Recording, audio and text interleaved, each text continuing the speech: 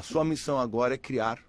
Nós vamos criar um ser biológico, um ser humano, que ele consegue, com um corpo capaz de ter a integração das polaridades. Nós somos aí foi pego um óvulo de uma lulo, o esperma, o DNA de Enki, gestacionado na barriga da irmã Ninhursag, e na genética eles misturaram ainda o DNA felino, o DNA reptiliano e o DNA dos Carians. Mas, no total, foram 24 raças que foram colocadas nesse DNA específico desse ser, que foi gestacionado por Ninhursag. E ele, quando nasceu, ele chamava-se Adapa, ou Adamo, ou Adão. Foi aí que foi gerado, foi o primeiro ser, que foi um ser que tinha 12 hélices de DNA. Isso está escrito, não sou eu que estou falando, não é a espiritualidade, está escrito nos documentos deixados. Ele era o ser que teria as características todas necessárias para que almas pudessem encarnar aí e ter mais facilidade para essa integração das polaridades. Era um ser mais evoluído, já feito, criado artificialmente através de genética no universo. Foi aí que nós fomos criados. A nossa semelhança não é com Deus, que nós acreditamos, o velhinho aqui em cima, porque o Deus, o divino criador, ele é uma energia, ele não é um ser, né? Nós somos criados, tanto é que na Bíblia fala, façai-os como nossa imagem e semelhança. Nossa, a palavra nossa, que ninguém para pensar, porque como é que está escrito nossa? Como nossa? De quem mais? A semelhança deles. Até porque se nós parecêssemos com um Deus fisicamente, né? É a imagem, nós teríamos que ser energia. Porque Deus não é um ser, né? É muita pretensão nossa querer achar que o Deus, dono de tudo, criador de tudo, é um ser físico. Não é um ser físico, né? Então nós somos criados à imagem deles. Essa é a nossa imagem e semelhança. Por isso que nós somos tão parecidos com eles. Nós achamos que eles são parecidos com nós quando nós vemos as imagens, os desenhos, né, as esculturas. Nossa, como eles são parecidos. Os caras retrataram. Não retrataram, não. Eram eles mesmos. Nós somos parecidos porque nós somos criados por eles. Foi aí que nasceu. Alguma pergunta antes de eu continuar? Não, tá legal. Tá indo muito tá bom. indo bem. O pessoal aqui do chat, eu estava dando uma olhada, só para a gente retomar, porque foi a hora que o chat explodiu de forma épica. Só para você falar de forma resumida como foi a criação de Adão ali de novo. Foi bem interessante essa parte. Adão. Então eles pegaram o óvulo de uma lulo, fizeram uma alteração genética, colocando, vamos utilizar esperma para, né, de Enki, dele, do próprio Deus. Deus naquela época, né, do dono. Nesse sentido. Nesse sentido. Uhum. Como eles tinham um laboratório de genética, eles fizeram ainda a mistura com DNAs de felinos, de Carians. Carians é uma raça que também é conhecida aqui como os aviários azuis, ou os pássaros azuis. Blue Avians. Os Blue Avians, mas o nome deles são Carians. Carians. E ainda outras raças, outros DNAs. O que mais vale no universo é DNA. DNA é a mercadoria mais valiosa no universo. Não é ouro, não é prata, essas coisas é tudo nosso aqui, carro. É DNA. Misturaram tudo. Criaram então, fizeram essa fecundação artificial. Esse feto foi colocado na barriga de Ninhursag, que é a irmã de Enki. Ela gestacionou. Ela própria. Então nós temos aí uma princesa. Então olha só, nós temos uma princesa, Deusa. considerada, E Enki. Eles são os pais. Eles doaram o seu DNA, a sua barriga, e cuidaram deles. Então esse ser era muito especial, que era o Adão. Muito especial. Deu para entender? Sim. Acho que eles entenderam. Adão, aí nós entramos... Então esse ser era um ser adâmico, foi o primeiro ser adâmico criado, ou seja, ele era capaz de receber a alma de Amélios. Amélios era um fractal de alma de Sananda, de Jesus, que é a alma mais pura. E Adão, Adapa, que eles chamavam, iria ser o ser que iria gerar toda uma nova civilização, uma nova raça de seres super especiais. Porque tinha 10 fitas de DNA ativas. Quando Adapa tinha 2 anos de idade, isso é o que está escrito, pegaram o DNA de Adapa, de Adão, misturaram com mais um óvulo e criaram a fêmea, que chamava-se Lilith, que nós conhecemos como Eva. Então, Eva foi criada, sim, mas não tem nada de costela. Foi criada com DNA. Foi feito um DNA. E eles tiveram seus descendentes. Foram sendo feitos outros. Enki, que os considerava filho, e Ninursak era a mãe. Então, o amor era muito grande. E o Enki, por ser um ser muito inteligente, começou a ensinar a Adão, Eva e seus descendentes tudo o que ele sabia, principalmente da manipulação de energia, de poderes, porque um ser com 10 fitas, né, de DNAs ativos, ele tem superpoderes, poderes de telepatia, de teletransporte, poder de, né, nem precisava falar, só pensava, poder de manifestação, muitos poderes. E ele criou uma escola, que era a escola da serpente, porque o símbolo de Enki era a serpente. A serpente significa sabedoria. Não é coisa do mal, coisa do capiroto, nada. A serpente o significado da serpente é sabedoria. Assim como o significado da águia é o poder bélico, que era representado por Enlil. Então, muitas figuras, registros colocam Enlil com uma cabeça de águia, uma cabeça de pássaro. Na verdade é porque a mente dele, porque ele era regido pelo militar, por guerras, por conquistas. Ele era um conquistador através da força. E aí ele tinha esse poder. Por isso que os escudos do Império Romano, porque são uma cabeça bicéfala de águia? Porque a águia representa o poder pela arma. E a serpente significa o poder ou a sabedoria, o conhecimento. Então esse era o símbolo, era o Lulu. Então a serpente, na verdade, é a escola em que Enki ensinava tudo para Adão, para Eva e para os seus descendentes. Só que aí encontrou-se um problema. Essa é a parte mais importante. Enlil, o irmão, falou assim, olha Enki, nós vamos ter problema. Como vai ter problema? Esse ser é tão evoluído, esse ser é tão poderoso, que se ele não tiver uma evolução espiritual, ele vai destruir a própria raça e ele vai ser uma ameaça para todo o universo, porque ele é muito poderoso.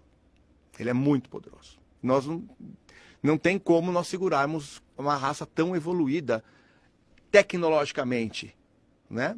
Em sabedoria, sem ser evoluído espiritualmente, porque ele vai atuar pelo quê? Pelo ego, pelo egoísmo, pela conquista, e isso aí vai ser uma ameaça para eles, que eles vão se destruir, e vão ameaçar o universo inteiro. Nós estamos criando aqui um problema para nós.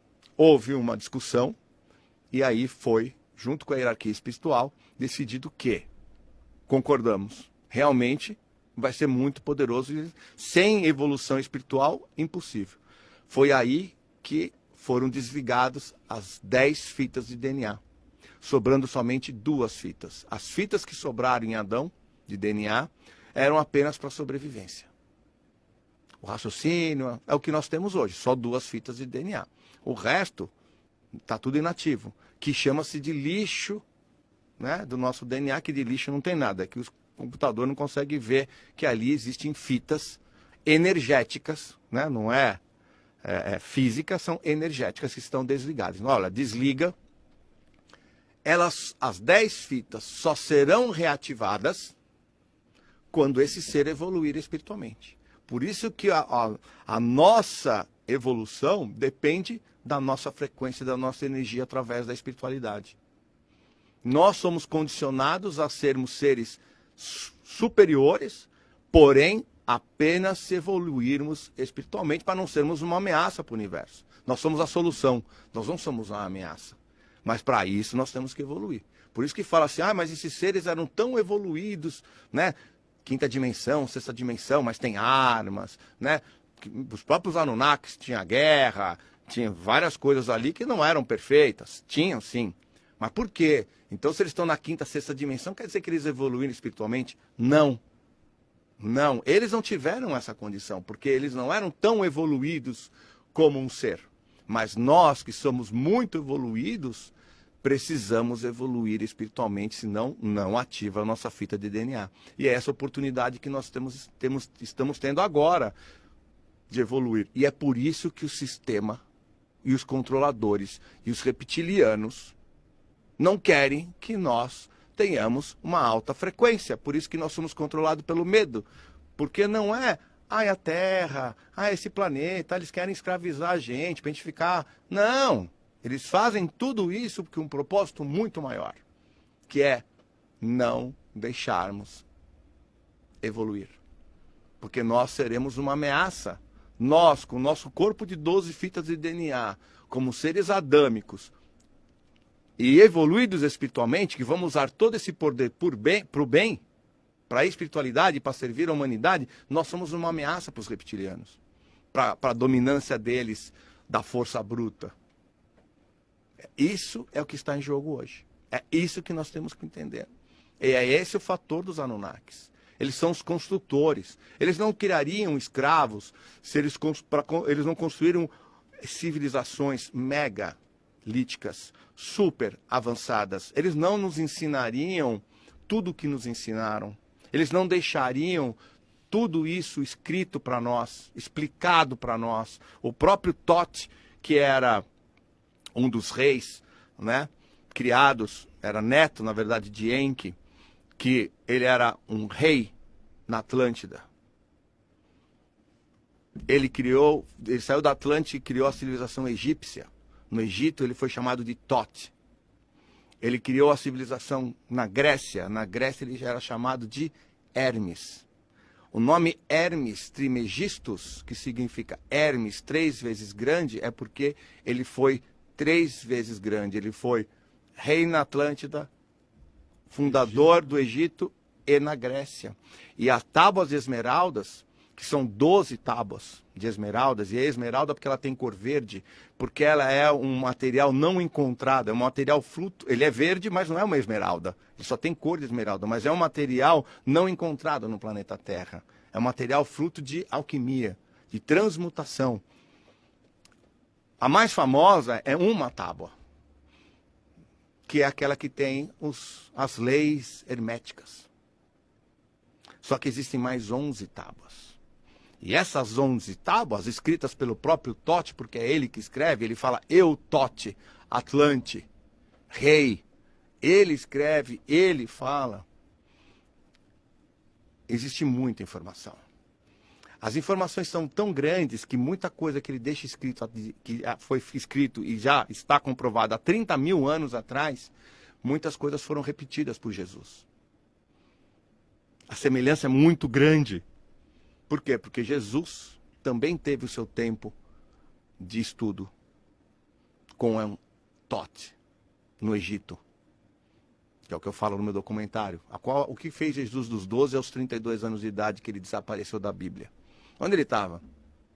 Passeando. E isso ninguém fala. Por quê? Porque ele estava se preparando. Jesus passou também por um processo do despertar da consciência. Ele não nasceu sabendo quem ele era, Jesus. Ele nasceu num corpo humano, com um véu de esquecimento igual a todos. Ele passou por um processo que foi auxiliado por Mãe Maria, pela mãe dele, e ele teve que passar por todo um processo. Então ele viveu no mosteiro budista, ele viveu na Índia, aprendendo com eles, ele viveu no Egito, e ele teve os ensinamentos de Thoth. Então ele repetia o que ele tinha aprendido. E aí ele despertou, ele expandiu a consciência, conseguiu entender o seu eu interior, quem ele realmente era, passou a ser um trabalhador da luz, que é divulgando todo o conhecimento que ele tinha, para ajudar a nossa evolução. E o grande ensinamento dele são os 4 sentimentos divinos. É isso que ele veio nos ensinar. Olha, vocês querem evoluir? Vocês têm que vibrar no amor, na compaixão, no perdão e no respeito. 24 horas por dia. Ah, pode ter umas oscilações? Claro, somos humanos, aqui ninguém é santo. Mas nós precisamos colocar isso em prática. É isso que ele veio nos ensinar. Então, os Anunnakis, essa é a parte dele. Aí tem todo mundo falando um monte de coisa, né, que não interessa muita coisa não, nem condiz o que falam, né, porque não está escrito. Ninguém deixaria, né, um código de Hammurabi, por exemplo, com as instruções de governança. Como o rei deveria fazer, como ele deveria se portar, como o povo deveria... As leis e as ordens, tipo uma constituição, uma governança, se nós fôssemos escravos. Isso tudo está documentado. Tudo documentado, tudo em museu, tudo exposto, e ninguém se interessa. E quando vão falar de Anunnakis, falam o que não sabem. Ou se interessa, mas escondem. Não se interessa. É. Porque senão... Eu acho que uma pessoa, quando ela se interessa, ela realmente sabe, é difícil ela falar uma coisa contraditória, a não ser que ela esteja trabalhando. Eu acredito que vai mais por escutar, são muitos assuntos, né? Uhum. Tá, e aí, antes da gente só voltar para Marduk aqui, Uhum. Só para recapitular então. Então nós todos, nós temos essas 12 fitas de DNA. Sim. E 10... 10 estão inativas. Quando que foi feita essa inativação? Foi pelos reptilianos? Não. Não foi pelos reptilianos. Pelos reptilianos a gente não tinha nem as 10. Foi por Enlil e Enki, pela hierarquia espiritual, falando, olha, tem que desativar porque eles precisam atingir um nível espiritual, uma frequência mais alta, porque se deixar eles assim, do jeito que está, que ainda a vibração é muito baixa, vai dar problema. Então, não... Pelos reptilianos nós nem existiríamos. Lembrando que, quando nós falamos em reptilianos, nós não podemos generalizar. Uhum. Reptilianos é uma raça. Existem reptilianos evoluídos? Claro. Existem aqueles que não são evoluídos? Claro. Assim como os humanos. Aqui nós temos uma amostra, né, de quantos nós temos evoluídos e quantos são completamente involuídos, completamente atrasados. Então, as pessoas gostam de generalizar, reptiliano é ruim. Não. Se você pegar, quais são os deuses, por exemplo, né, no Oriente? Os dragões. Uhum. Os 7 dragões, os dragões sagrados. Né, na Índia são as serpentes. São seres reptilianos evoluídos espiritualmente, que evoluíram, sim, tem muitos. Assim como tem os humanos que não são 100% bonzinhos, muito pelo contrário, né? Tem uns aí que são perigosos, né? É a mesma coisa. E seria possível a gente especular como seria esse humano com essas 12 fitas ativadas? Jesus, por exemplo, ele chegou próximo disso, de uma ativação de mais fitas de DNA? Eu acho que não como um ser humano, né? Porque ele estava ali no corpo, ele tinha as limitações do corpo. Né? Não acho que não, mas eu acho que essas 10 fitas são muito mais ligadas à nossa psique, à nossa intuição, ao nosso poder de raciocínio, ao uso do nosso cérebro, porque nós só usamos 3, 4%. Essas 10 fitas é o que ativariam nós usarmos o nosso cérebro 100%. Né? Porque nada na natureza é criado para não ser usado. Então seria um desperdício você ter um cérebro tão potente como o nosso, com mais ligações que existem até, né, com uma rede de ligações enorme que ninguém consegue, né, copiar. Igual uma galáxia. Né? Para usar 3, 4%. Né? Não existe isso no universo. Qual é o motivo que nós não usamos os 100%? Está ligado diretamente a essas 10 hélices. Então você imagina um ser humano que poderia usar 100% da sua parte cognitiva. E como ele tem uma evolução espiritual, seria o 100% para o positivo. Imagina agora você usar 100% se você pega um evoluído, que nós temos uns exemplos que a gente não pode nem falar o nome. O que eles fariam? Seria um terror, né? O poder e o ego se expandiria pelo universo. Ele não ia querer tomar conta daqui, não ia querer, né, desfalcar as nossas estatais. Ele ia querer desfalcar o universo. Por isso que nós temos isso. Em relação às tábuas, que você falou que falam esmeralda, mas que não são esmeralda, elas estão em algum lugar ou se especula isso? Não, já foram encontradas, elas foram Ah, estudadas e foram traduzidas. Estão em museus. Os museus. Não, tá muita gente perguntando aqui, as tábuas, onde elas estão? Uma. Só, em museu. Uma. Mas elas são traduzidas. Você pode ir na internet e você pode pesquisar. Existe um livro... Existe um americano muito bom, ele chama Billy Carson, né? E ele tem um livro. Ele é muito estudioso. Ele é uma das poucas pessoas que eu, assim, hoje sigo.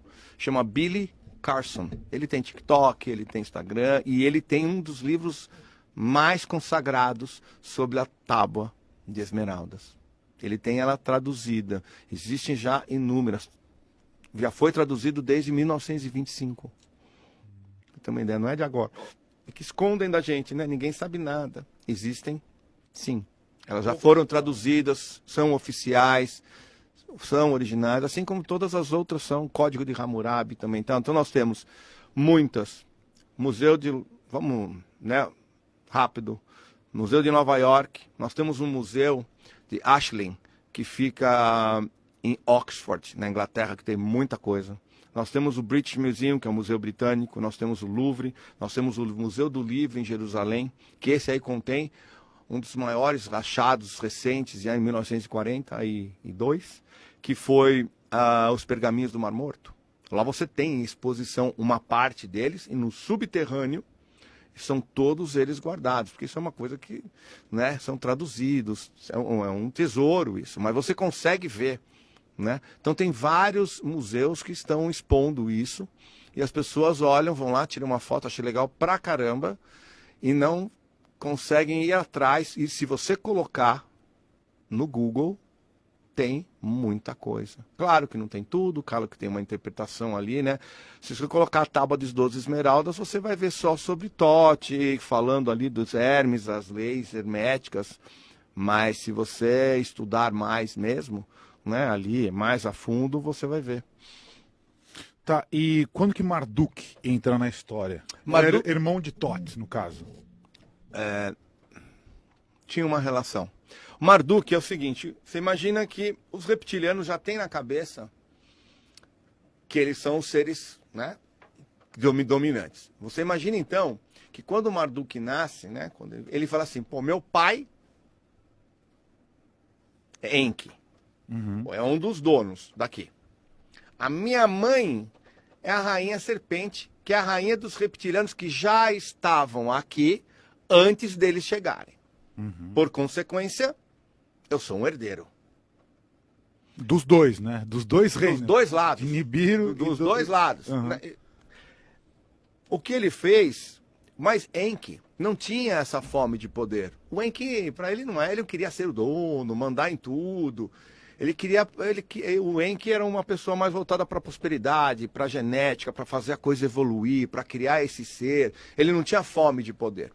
E Marduk ficava louco com o pai. Falava, não, mas você é o dono, põe ordem na casa, vamos, né, ser o dono de tudo. E ele não tinha essa fome. Então Marduk começou a arrumar muita encrenca, porque ele como príncipe, ele como herdeiro, e tendo esse instinto reptiliano em que ele era o dono da terra. Na verdade, Marduk, ele acha que ele é o dono.